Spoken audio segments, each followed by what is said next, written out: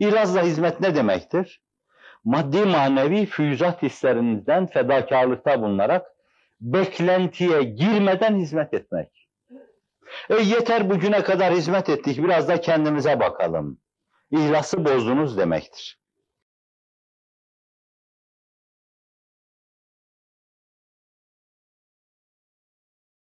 Muhterem efendim, Estağfurullah. İnayeti ilahinin sağanak sağanak yağdığı, cihanın dört bir yanına hizmetimizin ulaşıp, dostun düşmanın takdirinin kazanıldığı günümüzde, ülfet ve ünsiyetten dolayı mahiler gibi kadrini tam bilemiyoruz. Yarın keşke keşke dememek için neler emir buyurursunuz? Estağfurullah. Ben emir buyurmam. Ben alabildim, anlayabildimse bir yerden emri aldım ve ben o kapının kapı kuluyum. Boynumda her zaman görmesem bile bir tasmanın mevcudiyetini, ayağımda bir pranganın mevcudiyetini hissettim. Ve bilhassa kapı kulu olduğumu unutmadım. Hatta kapı kulu olmayı bile büyük bir paye saydım. Kıtmir dedim. Sultanlar bizim gibilerle ancak av avlarlar. Ama ne olur iyi avlara sal beni. Madem istihdam senden, ben boşa havlamayayım. Boş izler kovalamayayım dedim. Bu bakımdan sorunun başındaki efendilik benden uzak olduğu gibi, o mevzuda buyurma meselesi de benden fersah fersah uzaktır. Ben hislerimi ifade ederken sizleri rencide etmiyorsam kendimi bahtiyar sayarım. Başınızı, gözünüzü yarıyorsam hakkınızı helal etmesini dilerim, özür dilerim. Hizmetin dünyanın dört bir yanında şehbal açtığını görmek ve söylemek, bu Rabbimize karşı nankör olmamanın, şükretmenin ifadesidir. Allah Celle Celaluhu sağanak sağanak yağdırıyor, çok doğrudur. Mübalağasız ifade ediyorum, dört büyük halife döneminde bu kadar hızla dünyanın dört bir yanına temelleri atılma, köprü ayakları kurulmak üzere Müslümanlık götürülmüştür. Bir de yeniden velayetin davayı nübüvvete varis olmaya dönüştüğü ahir zamanda bu oluyordur. O sistemi, o yolu, o düsturları hazırlayıp sizin elinize verene ruhlarımız feda olsun. O muhlis insan kışta geldi belki. ızdırabı bütünüyle kasık sancıları içinde, şakak sancıları içinde yaşadı. Belki sizin sancılarınızı da ruhunda duydu. Ama şimdi Cenab-ı Hak o yolda, onun düsturları ışığı altında, sünnetin yorumu, Kur'an'ın yorumu, sahabinin yorumu ışığı altında hizmet etmek sırası size geldi. Şimdi kale kapılarına dayanıyorsunuz, daha kapının tokmağına dokunmadan, ziline elinizi basmadan kapı arkadan açılıveriyor. Yahu geç kaldınız, aheste evlilik ettiniz, sizi bekliyorduk diyorlar. İnanın, vallahi billahi tallahi Asya'dan belki bu mesaj veya bu inkisar veya bu inilti belki 30 defa geldi. 30 defa arkadaşlarımıza dediler ki aheste revlik ettiniz. Bu cana rahme eylemediniz. Adeta yollarınız bekleniyordu. Minareler sizinle eski sesine ulaştı. Mabet kendi mana blokajına oturdu. Cemaat ne yapacağını anladı. Millet mabetlere koştu ve bir dirilişin ilk müjdecileri oldunuz. Karın buzun hafif inceldiği, kesbi zarafet ettiği, şeffafiyet ettiği yerde tıpkı kar çiçekleri gibi zorladınız, deldiniz. Yumurtaları delip dışarıya çıkan civcivler olma şerefi size nasip oldu.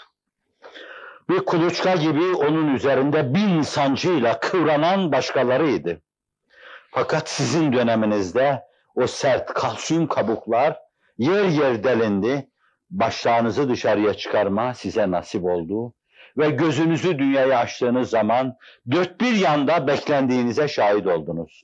Yakutistan'da siz niye geç geldiniz sorusuna muhatap oldunuz. Moğolistan'da böyle bir soruya muhatap oldunuz. Moldavya'da Hristiyanların içinde böyle bir soruya muhatap oldunuz. Dünyanın değişik yerlerinde öyle anlaşılıyor Allah, eğer biz vade vefayı bozmazsak, bu samimiyeti devam ettirirsek, Bu sağanak sağanak yağmurda devam edecektir. Evfu bi ahdi, ufi bi ahdikum istiyor. Siz vade vefanızı, bana verdiğiniz sözü yerine getirin. Ben de benim sözümü yerine getireyim. Siz vefalı insanlar olun. Hülyalarınız, rüyalarınız bu iş olsun. Ben de gittiğiniz yerlerde suhuletle kale kapılarını aralayayım. Gönüllere sizin için muhabbet yerleştireyim. Hüsnü kabulle karşılanmanızı sağlayayım. Sarmaş dolaş sizi bağırlarına bassınlar. Aman ne iyi ettiniz geldiniz desinler.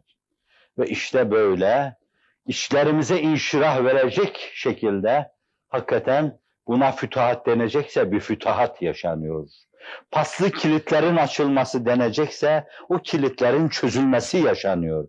Açılmaz kapıların açılması denecekse o yaşanıyor ve milletimizin bir rampada dikey olarak büyüklüğe yükselmesi deniyorsa işte o yaşanıyor. Ve bizi böyle önemli bir hizmetle serfiraz kılıp istihdam eden Rabbimize binlerce hamd ve sena olsun. Yine çağın büyük mütefekkirinin beyanı içinde nefis cümleden edna, vazife cümleden âlâ. Ağacı kürek sapı da yaparlar, gül tarlasını timar edecekleri bir nacağa, bir çapaya da sap yapabilirler.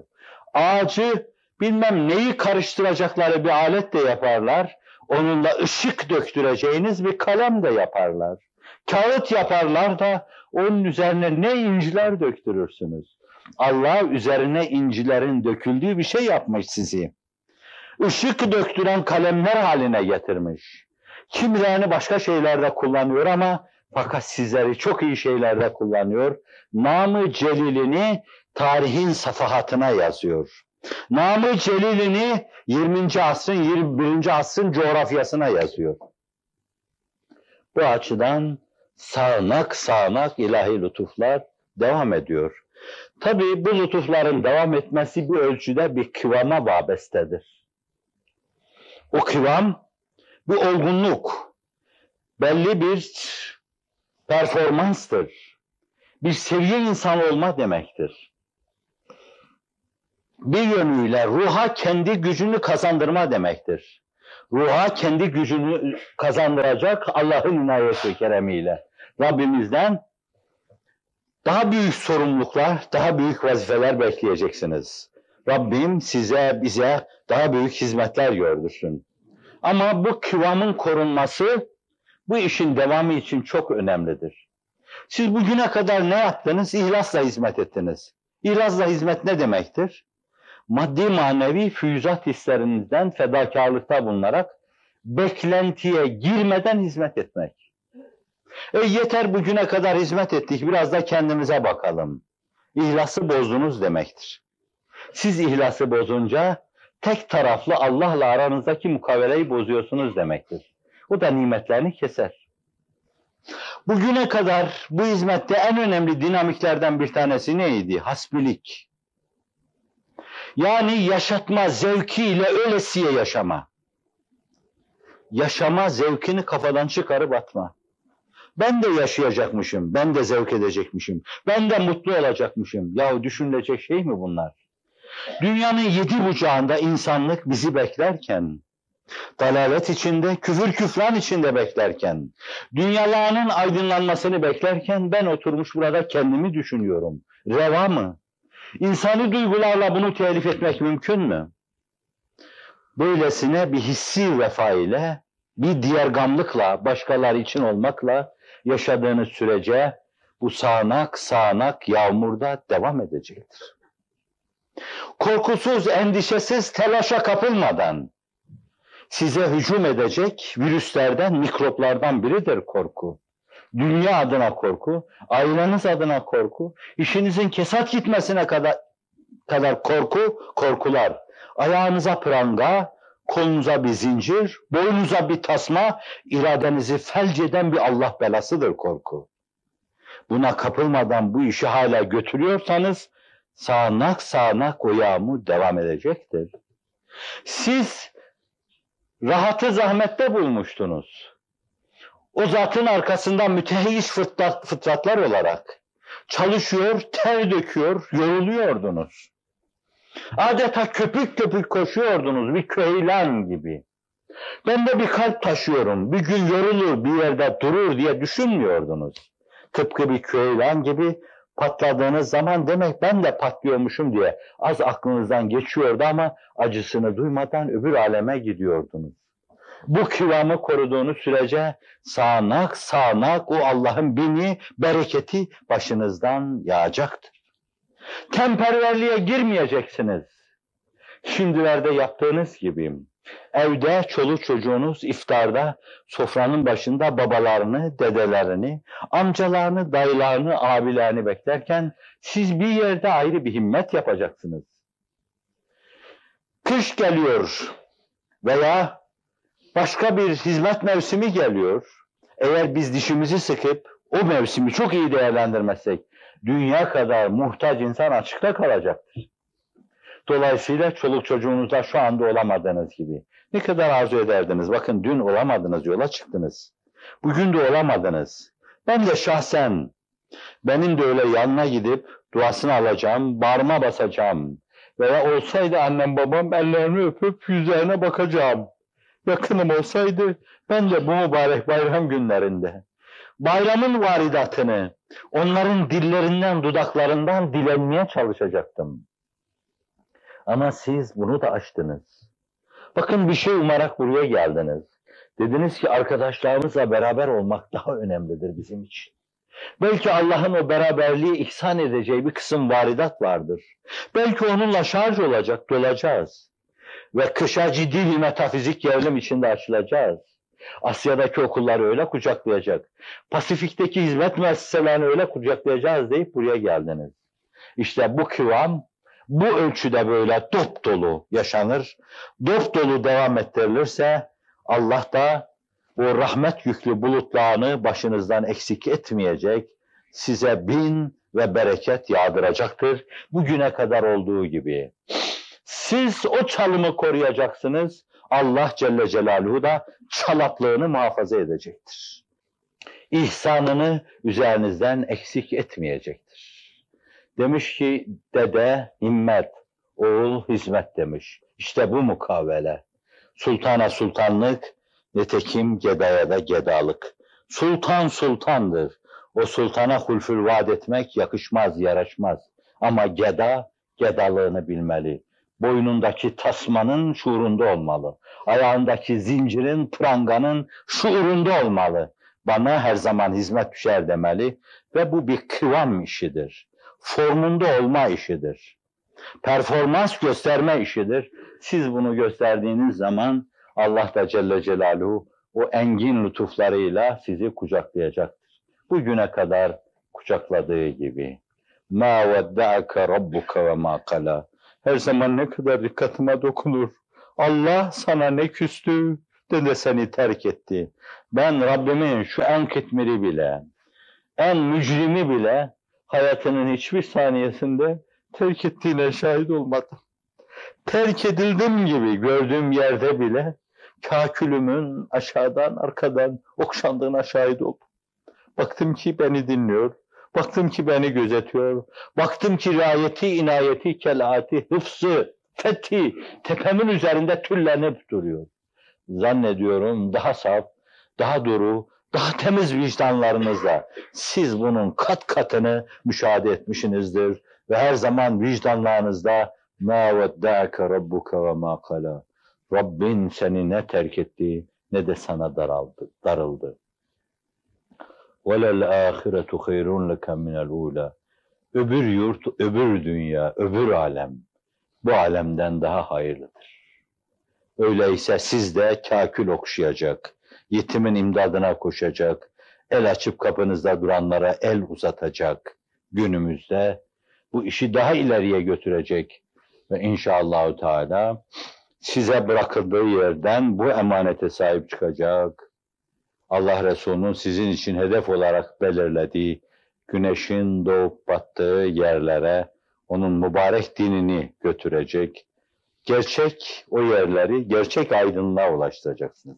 O yerleri gerçek aydınlığa ulaştıracaksınız. Ama dünyaların gerçekten aydınlanması Enbiya-i İzam'la vaat edilen ışık sayesindedir. Sizinkine gelince كَأَنَّهُ شَمْسُ فَضْلٍ هُمْ كَوَاكِبُهَا يُظْهِرْنَ أَنْوَارَهَا لِلنَّاسِ فِي الظُّلَمِ وَكُلُّ آيٍ أَتَى الرُّسُلُ الْكِرَامِ بِهِمْ فَإِنَّمَا اتصلت مِنْ نُورِهِ بِهِمْ. Öyle bir güneş ki zuhur ettiği zaman güneşler görünmüyor. Yıldızlar, kehkeşanlar görünmüyor artık. Sadece o görünüyor. Öyle bir güneşin arkasında, o güneşin sizi ifaze buyurduğu nurunu etrafa götürecek ve karanlıklar ülkesini Allah'ın inayet ve keremiyle aydınlatacaksınız. Ey rahmeti sonsuz Allah'ım! Bizim gücümüz, bizim kudretimizle, bizim kuvvetimizle değil, namütenahi kudret ve kuvvetine sığınıyor. Aczimizin, fakrımızın şefaatçiliğiyle sana doğru uçmaya çalışıyor. Onları birer kanat yapıyor. Şu mücrim, şu aciz, şu fakir ve fakat senden gelen nimetlerin şuurunda olan, onları şükürle karşılayan ve nimetlerin eksik olmadığını görünce de şevkle şahlanan kullarını şükürle daha bir gerilmeye muvaffak kıl. Şevkle gerilmeye muvaffak kıl. Aciz ve fakir düşüncesinden bir an, bir lahza göz açıp kapayıncaya kadar bile mahrum bırakma. Amin ya Erhamer Rahimin. Her şey senden, sen ganisin. Rabbim sana döndüm yüzüm. Hem evvelsin hem ahirsin. Rabbim sana döndüm yüzüm.